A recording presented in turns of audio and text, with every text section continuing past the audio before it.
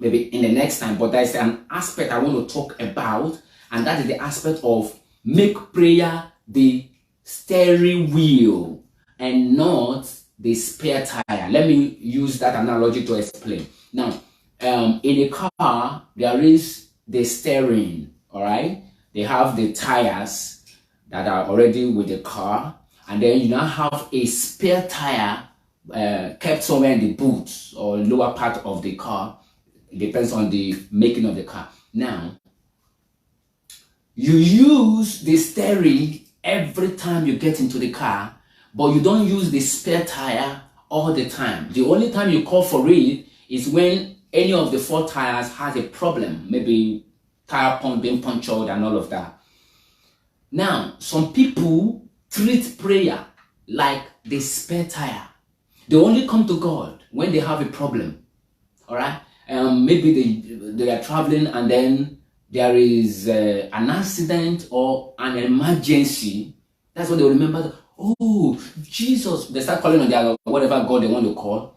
And they now bring the attitude of prayer. They now start to pray. Now, that is not wrong. I'm not condemning that. The point I'm making is, why pray only when you have problem? Why don't you pray when you don't have problem?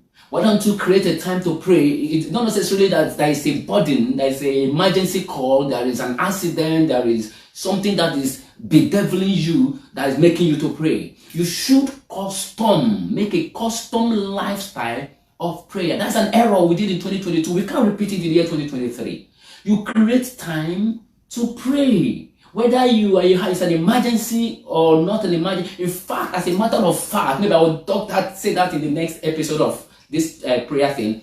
When you cultivate the habit to pray, whether you have an emergency case or not, on the day you have emergency case, you will never have a problem approaching your maker. As a matter of fact, this is the difference. If you don't pray and then you have an emergency and you now start praying, you'll be tempted to jump straight into the problem, into telling God, oh God, there's an emergency now. We need a miracle now. You'll be tempted to do so.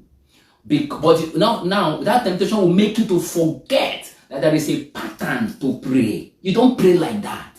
There is a way you come to God. If you want to go and meet a king, there is a way to meet a king. You don't just jump into the palace and start talking to the king about the challenge that brought to the palace. No, you don't do that. You hail the king. You worship the king.